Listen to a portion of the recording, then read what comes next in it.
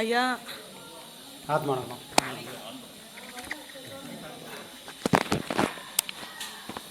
ஐயா ஆத்மா வணக்கம் ஐயா. ஆத்மா வணக்கம்.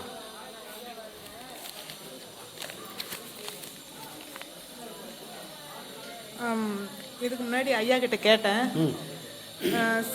பொற்சபை சிற்சபை ஞான சபைன்னு கேட்டேன். நாம் சிற்சபைக்குள் பயணிக்கும் போது 8 படிநிலைகள் இருக்கிறது என்று சொன்னீர்கள் ஐயா. அதை விளக்க முடியுமா? 8 படிநிலை தான் அந்த யோகமே. அட்டாங்க யோகம்னு எதுக்கு சொன்னாங்கன்னா, இப்போ நம்ம பண்ணிட்டு என்னன்னா அட்டாங்க யோகம் தான். நியமம் நியமம் எல்லாமே அதில் வந்துடும். முதல்ல நம்ம என்ன பண்ணுறோம், எப்போ இதெல்லாம் செய்யாமன்றோம். அது என்னது? அது நியமம். ஓகேங்களா? முதல்ல நியமம், அப்புறம் நியமம், அப்புறம் தாரணை. அது மாதிரி படிநிலை. இந்த 8 அங்கங்கள் கொண்டது தான் நாம் பண்ணக்கூடிய இந்த பயிற்சி. இது ராஜயோகம். இதுக்கு பேர் அட்டாங்க யோகம். புரியுதுங்களா? அதுதான் அது. அப்போ சிற்சபை என்றது இந்த பூர்வமத்தி. பொற்சபை எதுன்னா சகசிராரம். சரிங்களா? எல்லா ஆதாரமும் நம்ம உடலுக்குள்ளே இருக்குது. ஒரே ஒரு ஆதாரம் மட்டும் மேலே இருக்குது. எது? உடலை தாண்டி ஒரு சான் மேலே இருக்குது. அது சகசிராரம். அதுதான் பொற்சபை. அங்கேருந்து தான் நமக்கான எல்லா செய்திகளும் கிடைக்கும். அப்போ அங்கே போகிறதுக்கு பயணம் எப்படி போக முடியும்? அதான் சொன்னாலே, மண்ணிலே இருந்து மண்ணிலே போயிட்டோம்னா புழுங்க எது உயிர் பிரியும். இப்போ சாதாரணமாக எல்லாருக்கும் உயிர் பிரியுதுன்னா என்ன பண்ணுவாங்க? ஒன்று கண்ணை திறந்து பார்ப்பாங்க, இல்லைன்னா என்ன பண்ணுவாங்கன்னா துணியை விளக்கிட்டு அந்த இடத்துல பார்ப்பாங்க. புரியுதுங்களா? ஆண்குறி பெண்குறி சொல்லுவோம் இல்லையா, அந்த இடத்துல பார்ப்பாங்க. ஏன்னா அந்த விந்துவோ சுரோனிதமோ அந்த வரைக்கும் வெளியேறும். ஒன்று கண்ணில் வெளியே இல்லைங்க. அப்போ புலங்கள் வழியாக வெளியேறினவங்க சாதாரண மனித நிலையில் தான் அவங்களுக்கு உயிர் பிரியும். அதனால தான் டாக்டர் போனோன்னே என்ன பண்ணுவார், கண்ணை திறந்துட்டு டார்ச்சர் பார்ப்பார். ஏன்னா விந்து ஆனது அங்கே வெளியேறி இருக்கும். ஓகேங்களா? அப்போ ஒரு அப்பியாசிக்கு எங்கே போகணும்னா, இது மேல்நிலை 10வது வாசல் திறந்து தான் போகணும். அதுதான் ஒரு அப்பியாசியோட வேலை. அதை நோக்கி தான் நம்ம போகிறோம். எங்கே போவோம்? எங்கே போவோம்? பொன்னம்பலத்துக்கு போவோம். சபரிமலையில் பொன்னம்பலம் வேணும் ஒன்று இருக்கா? அது வேற எங்கேயும் இல்லை, இங்கே தான். இதுதான் சபரிமலை. அண்ணாமலைன்னு ஒரு தீப ஏற்றி காட்டுறாங்களே, அது வேற எங்கேயும் இல்லை, இதுதான். அப்போ இங்கே போகணும். அதுதான் பொற்சபை. இது சிற்சபை. முதல்ல சிற்சபைக்கு போனால் தானே பொற்சபை போக முடியும். அப்போ போகிறதுக்கான வழி எங்கே இருக்குதுன்னா இதுக்கு மேலே தான் இருக்குது. இதுக்கு கீழே உயிர் இயக்கம், இதுக்கு மேலே இறைவனோட இயக்கம் இருக்குது. அதனால தான் அறிவு கருவி எல்லாமே இந்த முகத்தில் இருக்குது. சரிங்களா? அதனால தான் என்சான் உடம்பிற்கு சிரசை பிரதான, தலை ஏன் பிரதானம்னாங்கன்னா எல்லா கருவியும் நம்ம வெளியே உள்வாங்கக்கூடிய எல்லா பொருளும் இந்த தலைக்குள்ளதையில் தான் நம்ம அறிவு வருது. இது மூலிமா தான் நம்ம வெளியே மேகமும் போனோம். இதுக்கு கீழே வெறும் மண். ஆனால் மண் இல்லாமல் எதுவும் முளைக்காது. அப்போ மண் வேணும். கரும்பு இல்லாமல் சாறு இருக்காது. கரும்பு தானே சாறு இருக்கும். சக்கையும் வேணும், சாரம் வேணும். எது வரைக்கும் வேணும் அப்படின்னா இதை தாண்டுற வரைக்கும். அதனால தான் ஆழகால விஷயத்தை இறைவனை கொடுத்துட்டாங்க, சிவனை கொடுத்துட்டாங்க. கபாலம் பார்வதி என்ன பண்ணாங்க, இந்த ஆள் முழுங்கிட்டானா கீழே இருக்கிற பொருள்லாம் காலியாடம் கபாலம் கழுத்து பிடிச்சிட்டாங்க. கண்டத்தோடு நின்றுச்சு அப்படின்றாங்க. ஏன்? கண்டத்துக்கு கீழே போனால் என்ன ஆகும் அப்படின்னா படைத்தலும் போயிடும். பிரம்மனுக்குரிய உறுப்புகள் எங்கே இருக்குன்னா தொப்புளுக்கு கீழே இருக்குது. அதுதான் பிரம்மனுக்குரிய இடம். தொப்புளுக்கும் அநாகரத்துக்கும் இடையில யார் இருக்கிறா அப்படின்னா விஷ்ணுங்கிறாரு. அதுதான் எது? பார்க்கடல். பார்க்கடல் மாதிரி தானே இருக்காங்க. அந்த குடல் தான் பார்க்கடல். சிறுகுடல் பெருகுடல் இல்லையா, அதுதான் பார்க்கடல். அங்கே தான் மகாவிஷ்ணு இருக்காரு. அவர் தொப்புளுக்கு மேலே, அநாகத்துக்கு கீழே. அநாகதமாக யார் இருக்குதுன்னா ருத்ரங்கிறாரு. அங்கே தான் என்ன இருக்குது? ருத்ரனோட அர்த்தம் என்னது? ருத்ரன்னாவே என்ன அர்த்தம்? அனலாக இருக்கிறாருன்னு அர்த்தம். அங்கே தான் நம்ம இதயம் மனது பீட் பண்ணிக்கினே இருக்குது. அங்கே சூடு நின்று போச்சுன்னா என்ன ஆகும்? கதை முடிஞ்சிடுச்சு அப்படின்னு. அப்போ இது வரைக்கும் யார்? நம்ம சொல்லக்கூடிய படைத்தல், காத்தல், அழித்தல்ன்ற 3 பேரும் இங்கே இருக்கிறாங்க.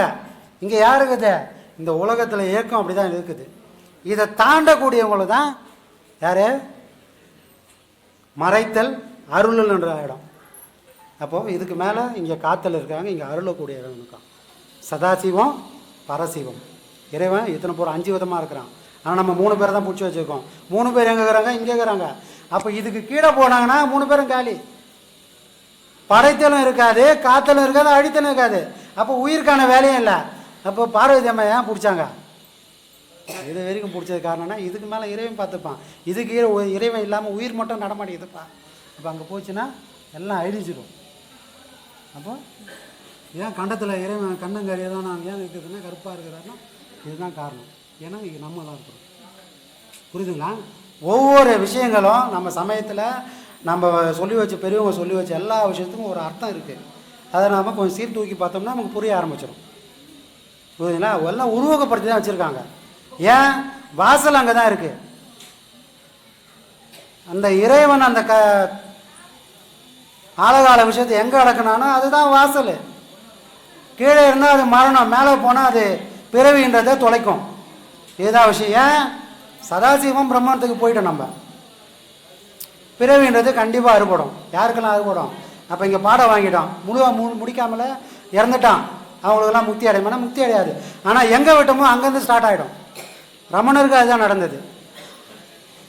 அருணகிரிநாதர் சாதாரணமாக இருந்தார், பொம்பளை தாசனாக இருந்தார். அவர் முக்தி போனது என்ன அர்த்தம்? இதுதான் காரணம். புரியுதுங்களா? ஆதிசங்கரர் வராரு, பிச்சை எடுத்துன்னு வராரு. பிச்சை எடுத்து வந்தால் ஒரு வீட்டாண்ட போகிறாரு, அங்கே போடுறதுக்கு ஒன்றுமே இல்லை. அந்த வீட்டில் அவர் என்ன பண்ணுறாரு? பிச்சான் தேகின்றாரு. அந்த மாதிரி என்ன பண்ண தேடி கண்டுபிடிச்சி ஒரு காஞ்சி போன நெல்லிக்கணையப்பா இதுதான்ப்பா இருக்குது என்கிட்ட அப்படின்னு வந்து ஆதிசங்கர் தட்டில் போடுறாங்க. அவர் என்ன பண்ணுறாரு? இல்லைன்னு தெரிஞ்சு போய் இந்த வீட்டில் ஒன்றும் இல்லைப்பா அப்படின்னு தெரிஞ்சு போச்சு. ஆனால் இல்லைனாலும் இருக்கிற மனசு இருக்குது, எதையாவது கொடுப்போம் அப்படின்ற மனசுன்னு ஒன்று இருக்குது அந்த இருக்கு. அப்போ இவங்களுக்கு நம்ம எதாவது பண்ணணும் அப்படின்னு என்ன பண்ணுறாரு? கனகதாரா தோத்திரம் பாடுறாரு. கனகதாரா தோத்திரம் பாடின உடனே கூரையை பிச்சுக்கிட்டு மழை பெய்யுது. என்ன மழை? தண்ணி பெய்யல, செல்வ மழை பெய்யுது. ஓகேங்களா? அப்போ கனகதாரா தோத்திரம் பாடினா செல்வ மழை பெய்யுமா அப்படின்னா, ஆதிசங்கரர் பாடினா அது பெய்யும். ஆனால் நீ நான் பாடினோம்னா பெய்யாது. ஏன்? அதை பாடக்கூடிய தகுதி என்னைக்கு வருதோ அன்னைக்கு அதுக்கான பலன் கிடைக்கும். ஆனால் தகுதி வர வரைக்கும் சும்மா இருக்கக்கூடாது, அதுக்கான முயற்சியை பண்ணணும். அப்போ ஆதிசங்கர் தான் பாடுவார், நான் சும்மா இருக்கக்கூடாது. எனக்கும் அந்த செல்வம் வேணும், நான் என்ன பண்ணணும்? தினமும் சொல்லணும். எப்போ? அந்த பாவத்துக்கு போகிற வரைக்கும். அந்த பாவத்துக்கு நம்ம போயிட்டோம்.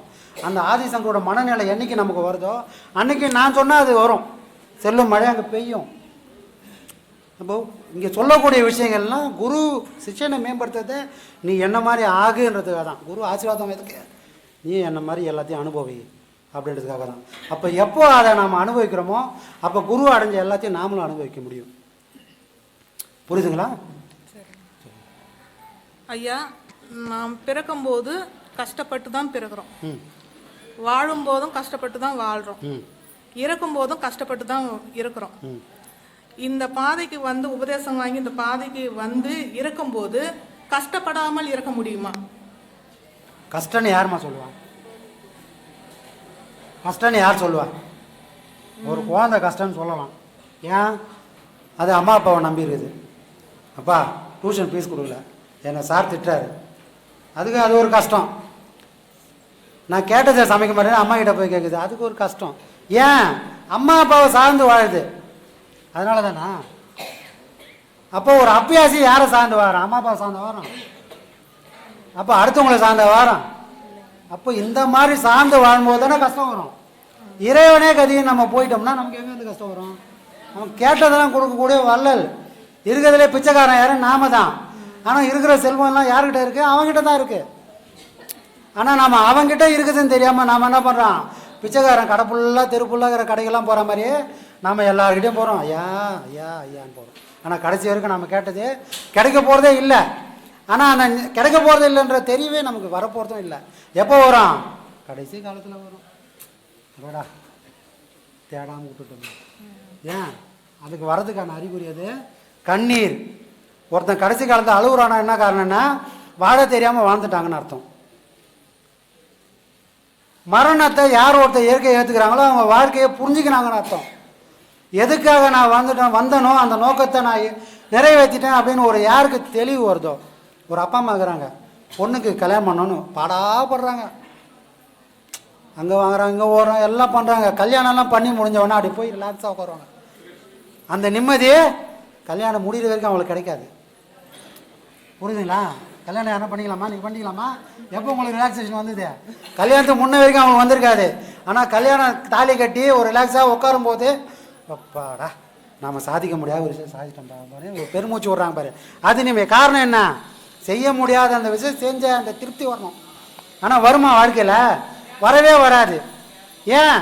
நம்ம வாழ்க்கைன்றது என்னன்றது தெரியாமல் ஓடிட்டுருக்கோம், அதனால திருப்தி வரல. அப்போ என்ன வரும்? கண்ணீர் தான் வரும், யார் ஒருத்தர் மரணத்தை இயற்கையை ஏற்றுக்கிறானோ, எந்த மகான்களோட வாழ்க்கையில தேடி பார்த்தோம்னா யாரை கடைசி பார்த்து அழுதுகிறாங்களா? ஏன்? நாளுக்காக காத்துட்ருக்காங்க. ஏன்? நான் செய்ய வேண்டிய வேலைலாம் முடிஞ்சிச்சுப்பா, எப்போ நீ என்னை கூட்டுக்கு போகிற, அந்த நாளுக்காக நான் காத்துட்ருக்கேன். ஆனால் சராசரி மனுஷன் இப்படி சொல்லுவானா, என் பொண்டாட்டிக்கெல்லாம் செஞ்சிட்டேன்ப்பா, என் பிள்ளைக்கெல்லாம் செஞ்சிடப்பா, எப்பப்பா என்னை கூட போகிறேன் அப்படின்னு அவன் சொல்லுவோமானா? சொல்லவே மாட்டோம். ஏன்? அது ஒரு புல் ஸ்டாப்பே கிடையாது. அங்கே ஒரு கம்மா போட்டு அடுத்து இன்றைக்கி ஒரு பைக்கை வாங்கி கொடுத்துருவோம், நாளைக்கு ஒரு காரை வாங்கி கொடுக்க முடியுமா? அப்படி தான் யோசிப்பேன். ஏன்? முற்றுப்புள்ளின்றது இங்கே இல்லை. இப்போ முற்றுப்புள்ளி எங்கே வரும் அப்படின்னா, இறைவன் யார் தர்றாங்களோ அவங்களுக்கு முற்றுப்புள்ளி. எனக்கு வேணுமே வேணாப்பா,